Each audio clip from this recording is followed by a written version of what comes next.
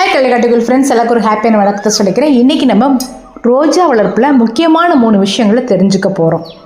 இந்த வாழை மர நிழலில் ஒருத்தர் வளர்ந்துக்கிட்டு இருக்காரு. வாங்க பார்க்கலாம். யார்? குச்சி குச்சியாக இருக்கார் இல்லைங்களா? இவர் தான் பன்னீர் ரோஜா செடி. இந்த இடத்துல 2 பன்னீர் ரோஜா செடி நட்டு வச்சேன்.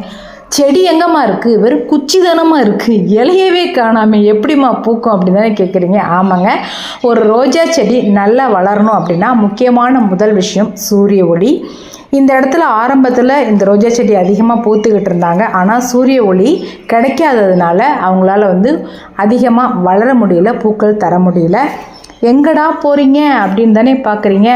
இதே இடத்துல இருந்த ஒரு பன்னீர் ரோஜா செடியை சூரிய ஒளி கிடைக்கக்கூடிய ஒரு இடத்துல ஒரு தொட்டியில் வச்சுருக்கேன். பார்த்தீங்களா, ரோஸ் கலரில் அழகாக பூத்துருக்காங்க இல்லைங்களா.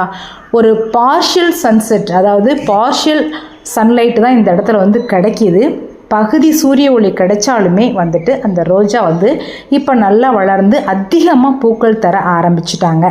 அப்போ ரோஜாவில் பூக்கள் வரல அப்படின்னா நீங்கள் பாருங்கள் அந்த இடத்துல சூரிய ஒளி இருக்கா அப்படின்னு சொல்லிட்டு.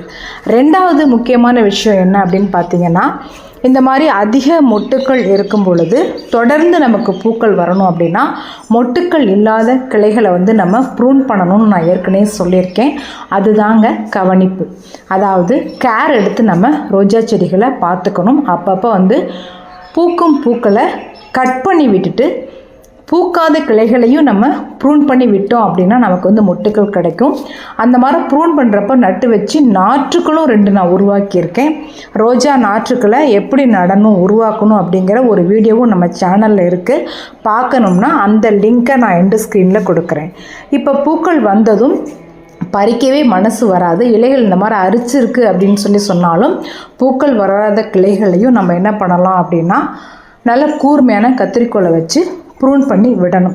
இந்த மாதிரி கேர் எடுக்கணும். ஃபஸ்ட்டு என்ன சொன்னேன், சன்லைட் நமக்கு தேவை. அதே மாதிரி நமக்குன்னா ரோஜா செடிக்கு தேவை. அதே மாதிரி அப்பப்போ ப்ரூன் பண்ணுறதும் ரொம்ப ரொம்ப அவசியம். அடுத்து 3வது விஷயம் என்ன அப்படின்னிங்கன்னா, அப்பப்போ பயிரூக்கிகள் கொடுக்கணும். நீங்கள் காசு போட்டு செலவழித்து பயிரூக்கி கொடுக்க வேண்டாங்க. உங்கள் வீட்டில் கிடைக்கக்கூடிய இதெல்லாம் ஒரு பயிரூக்கியா அப்படின்னு யோசிப்பீங்க பார்த்தீங்களா, அந்த மாதிரி கீழே ஊற்றுற கழனி தண்ணி கூட பயிரூக்கி தான், புளிச்ச மோர் பயிரூக்கி தான். இது இல்லாமல் ரோஜாவுக்கு ஒரு சூப்பரான ஃபர்டிலைசரும் நான் ரெடி பண்ணி கொடுக்க போகிறேன். அதையும் நான் கூடிய சீக்கிரத்தில் வீடியோவாக கொடுக்குறேன். இப்போ ரோஜா பூக்களை ப்ரூன் பண்ணிவிட்டு இன்றைக்கி நான் என்ன பயிரூக்கி கொடுக்குறேன் அப்படின்னா, சும்மா பால் கழுவுன தண்ணி, அப்படி இல்லைன்னா ஒரு லிட்டர் தண்ணி எடுத்துக்கோங்க, 1 ஸ்பூன் பால் அதில் மிக்ஸ் பண்ணிக்கோங்க. ஒரு அருமையான ஃபர்டிலைசர், அதிக பூக்களை கொடுக்கக்கூடிய ஒரு அருமையான ஃபர்டிலைசர் இது.